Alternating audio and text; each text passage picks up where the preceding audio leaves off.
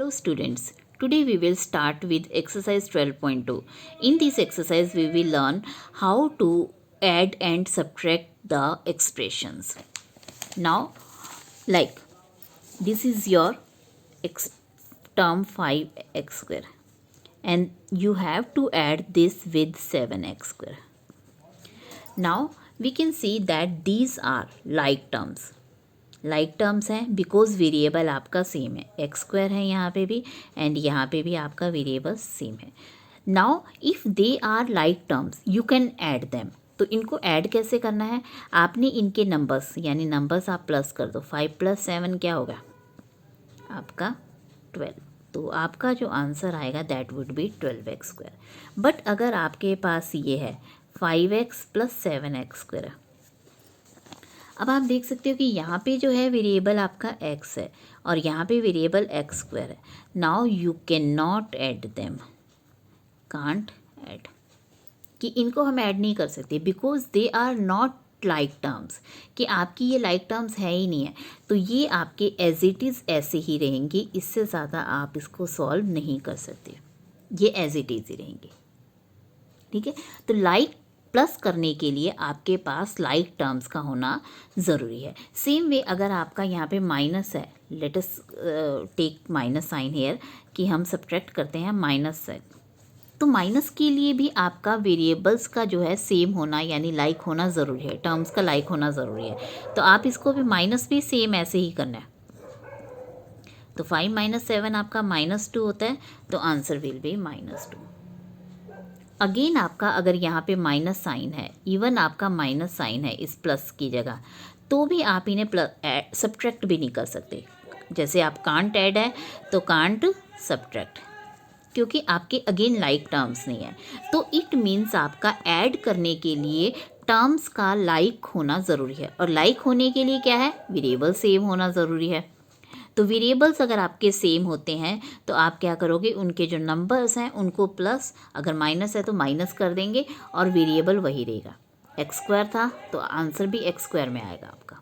जैसे आपका ये 7x स्क्वायर वाई है प्लस 8x स्क्वायर वाई है, तो आपका एक्स स्क्वायर वाई यहाँ पे भी है, एक्स स्क्वायर वाई यहाँ पे भी है. तो it means they are like terms. तो आप 7 + 8 कर दो, 15x स्क्वायर वाई आ गया. और अगर आपने इसे डिटेल में लिखना है तो आप ऐसे कर दो, 7 + 8 x स्क्वायर वाई, और फिर इसके बाद 15x स्क्वायर आपका आंसर आ जाएगा. Now we will start with the exercise. First question is 21b - 32 + 7b - 20b. अब आप देख सकते हो यहाँ पे वेरिएबल्स हम सबसे पहले चेक करेंगे कि सेम किस में, एक किस में b है, एक किस में b है और एक इसमें b है. इसमें आपका वेरिएबल है ही नहीं है, ये कांस्टेंट टर्म है. तो हम क्या करेंगे, सबसे पहले इन तीनों को इकट्ठा कर देंगे. तो ये 21b आ गया और ये +7b है और ये -20b है. हमने इन तीनों को इकट्ठा लिख दिया और -32 को पीछे ले गए, क्योंकि अब यही 3 टर्म है जो आपस में प्लस हो सकती हैं. हम इन चारों को इकट्ठा प्लस नहीं कर सकते, क्योंकि प्लस करने के लिए आपका लाइक टर्म्स होना ज़रूरी है. तो सिर्फ ये तीनों ही हैं जो लाइक टर्म्स है, ये इनके साथ नहीं है, तो इसको हमने सेपरेट कर दिया. तो अब इनको कैसे करेंगे, इनके नंबर्स ले लेंगे, 21, 7 और इसका जो नंबर है वो क्या है -20. न्यूमेरिकल कोफिशिएंट भी बोलते हैं इसे हम. तो न्यूमेरिकल कोफिशिएंट जो है इनके हम ले लिए, 21 + 7 28 -20 यानी 8 आ गया. तो इसका जो आंसर आएगा वो 8b आ जाएगा और ये 32 आपका ऐसे ही रहेगा.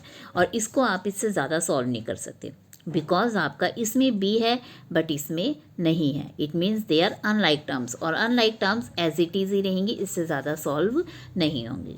तो आपने कभी भी इसे ऐसे नहीं करना कि 8 - 32 आप -20 वो बना दो 6. ठीक है. नाउ अब अगेन आपके लाइक टर्म्स हम देखेंगे सबसे पहले. अब आप देखो यहाँ z स्क्वायर है, तो z स्क्वायर है, एक z स्क्वायर यहाँ पे भी है. अब z स्क्वायर और कहाँ है, नहीं है.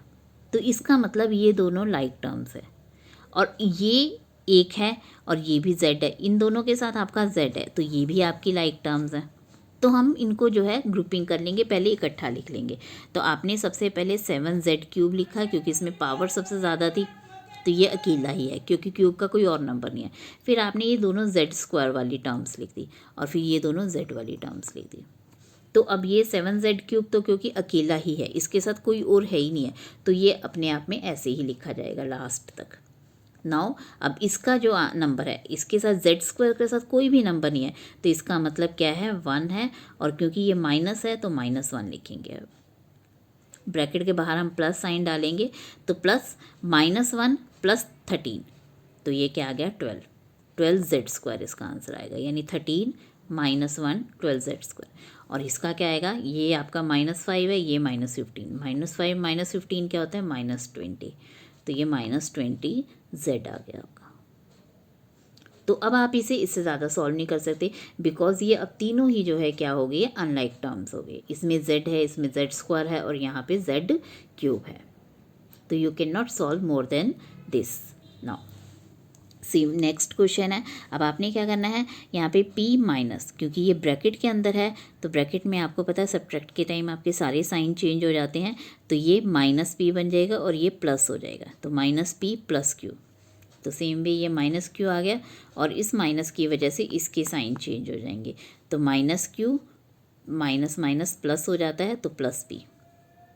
तो अब आप इसको जो है, क्योंकि अब ये देखो p - p, क्योंकि सेम नंबर, जैसे अब आपका अगर हम 2 - 2 करते हैं, तो 2 - 2 क्या होगा, 0 आंसर होता है, और 0 मीन्स ख़त्म हो गया ये।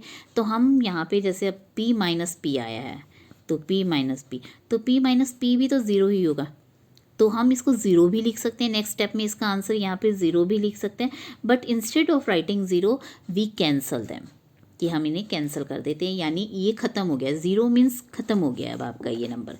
तो ऐसे ही ये +q और -q आपका ख़त्म हो गया, क्योंकि q में से आप q माइनस करोगे तो ख़त्म हो जाएगा। अब सिर्फ आपके पास ये 2 नंबर रह गए, और ये दोनों आपके अनलाइक हैं, तो हम इन्हें ऐड तो कर नहीं सकते, ना ही ऐड ना ही सब्ट्रैक्ट, तो ये एज इट इज़ आपके यहाँ पे आ जाएंगे। तो ये p और -q, अपनी साइन नहीं चेंज करना है, ये ऐसा नहीं है कि ये माइनस आप इधर लिख दोगे, नहीं, -q है तो -q ही रहेगा, और +p है तो +p, क्योंकि आगे होने की वजह से प्लस अंडरस्टूड होता है, तो सिर्फ p लिखा जाएगा। नाउ नेक्स्ट क्वेश्चन आपका है कि आपने 3a - 2b - ab, अब इस ये माइनस है, तो माइनस होने की वजह से आपको मैंने पहले ही बताया कि ये ब्रैकेट में जितने भी टर्म्स होती हैं उन सभी के साइन जो है वो चेंज हो जाते हैं। तो -a आ गया, +b आ गया, और ये -ab, तो सेम आप +3ab ले लोगे, +b अब आप देखो इसमें हम लाइक टर्म्स इकट्ठी करेंगे। सबसे पहले हम a की टर्म्स इकट्ठी करेंगे, तो आप इसे स्टार्टिंग में करते समय ऐसे कर सकते हो कि आप ये स्पेस थोड़ा खुला खुला करो, ताकि आप ध्यान से कर सको।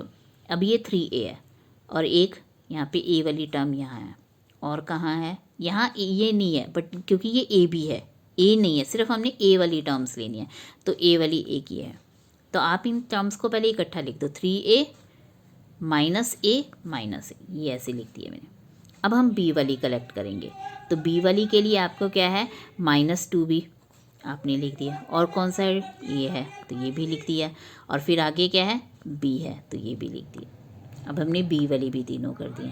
तो इस तरह टिक करने से आपको आइडिया रहेगा कि आपने कोई टर्म छोड़ तो नहीं दी है नेक्स्ट टाइम रिपीट करते समय, ग्रुपिंग करते समय। अब आप -ab वाले ले लो, -ab और ये +3ab। तो अब आप इन्हें काउंट भी कर सकते हो कि ऊपर कितनी टर्म्स हैं, 1 2 3 4 5 6 7 8 9, तो नीचे भी आपने 9 लिख दिए, 1 2 3 4 5 6 7 8 9। इसका मतलब आपने ऊपर से कोई टर्म छोड़ी नहीं है, सारी की सारी नीचे लिख दी है ग्रुपिंग करते समय।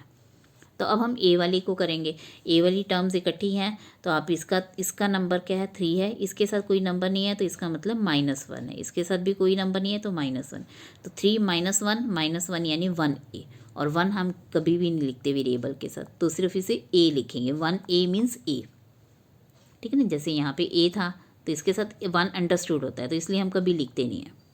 तो सेम वे आपने यहाँ पे किया, ये -2 है, और ये +1, तो आपका 1 + 1 -2 2 - 2 0, तो 0 आ गया। 0 × b मतलब 0 ही हो जाता है, इसलिए इस नेक्स्ट टर्म में इसको लिखा ही नहीं है हमने। और यहाँ पे ये 3 - 1 है, तो 1ab आ गया, तो 1ab मीन्स ab। तो ये टर्म हमने नेक्स्ट में नहीं लिखे, because 0 × anything becomes 0। Now next question आपका 3y² + 5y - 4 है और माइनस आपने क्या करना है, ये नंबर करना है, क्योंकि माइनस की वजह से आपके सारे साइन चेंज हो जाएंगे। तो ये -8y + y² + 4 बन जाएगा। तो अब हम टर्म्स को इकट्ठा कर लेंगे सेम को। अब y² के आपके पास एक ये है और एक ये है, तो यहाँ पे 3y² + y² लेंगे। अब y के आपके पास सिर्फ दो हैं, एक ये है और एक ये है, तो +5y - 8y ये इकट्ठा लिया। अब ये -4 था, ये +4 था, तो ये -4 + 4 अगेन, जैसे मैंने अभी आपको 2 - 2 का एग्जाम्पल लिया था, तो ये एक तरह से क्या हो गया, -4 + 4 हो गया। तो 4 - 4 यानी 0 होना है, तो हम इसे ऐसे कैंसिल कर देते हैं। तो अब इसके जो है y² हमने कॉमन ले लिया है, तो इनके जो नंबर है, इसका 3 है और इसके साथ कुछ नहीं है, तो मीन्स 1 है। तो 3 + 1 आपका क्या आ गया, 4 आ गया। और ये 5 - 8 यानी -3 आ गया, -3y। अब इससे ज़्यादा हम सॉल्व नहीं कर सकते, because here is y² and here is y। तो ये अनलाइक टर्म्स हो गई हैं अब, and we can not subtract और add them. Now next question है आपका, you have to again add. अब आपको ये अलग अलग 4 मोनोमर्स दिए हैं, 1 2 3 4, you have to add them.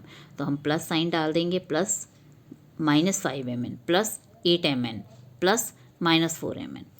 तो अब सबके साथ, क्योंकि आपकी ये सारी जो है लाइक टर्म्स है, बिकॉज उनके साथ सबके साथ वेरिएबल आपका mn है, mn। तो आपके ये टर्म्स से लाइक हैं, तो आप इन्हें ऐड कर दीजिए। 3 - 5 + 8 - 4, तो 3 + 8 11 हो गया। 11 - 5 - 4 करोगे तो आपका -9 हो जाएगा। 11 - 9 2 आ गया। 2mn will be your answer. Now अब आपने ये क्या करना है कि इस टर्म को और इस टर्म को और इस टर्म को, ये एक्सप्रेशंस हैं आपके, बिकॉज यहाँ भी 2 टर्म्स हैं, यहाँ भी 2 टर्म्स हैं, यहाँ पे, तो इनको आपने ऐड करना है। तो t - 8z प्लस ये लिख दिया, प्लस ये लिख दिया। तो इसमें भी आप अगेन कलेक्ट कर सकते हो लाइक टर्म्स को, जैसे आपका t यहाँ पे है और कहाँ है t, यहाँ है। तो अब आप देख सकते हो t - t है, तो t - t आपका कैंसिल कर दिया। ऐसे ही tz वाली टर्म्स देखेंगे, एक ये है और एक ये है, तो दोनों हमने यहाँ लिख दी। और ये z वाली टर्म्स है, z वाली टर्म्स अगेन माइनस और प्लस में बिल्कुल सेम आ रही हैं, तो आपने कैंसिल कर दी। तो ये 3 - 8 यानी -5 tz will be your answer. Same way आपका नेक्स्ट क्वेश्चन है कि आपने इसको इसको इसको और इसको ऐड कर दिया, तो सबके बीच में आपने प्लस साइन डाल दिया है। तो अब हम mn वाले टर्म्स कलेक्ट करेंगे, क्योंकि mn आपका यहाँ है, एक सेकंड यहाँ है, थर्ड यहाँ है, फोर्थ यहाँ है, तो ये चारों टर्म्स हमने लिखनी है। और बाकी ये जो नंबर है ये विदाउट वेरिएबल्स हैं, और विदाउट वेरिएबल्स हम टर्म्स को क्या बोलते हैं, कांस्टेंट बोलते हैं। तो ये 5 + 2 - 8 - 3 हमने यहाँ लिख दिया। तो 5 + 2 7, 7 - 8 -1 -1 - 3 -4 आ गया अपना। तो इनके अगेन हम नंबर्स जो लाइक टर्म्स के हैं वेरिएबल्स इकट्ठे कर लेंगे। तो -7 + 12 + 9 - 2 आपने ब्रैकेट में लिख दिया। अब इनको सॉल्व करके आपका 12mn आ गया।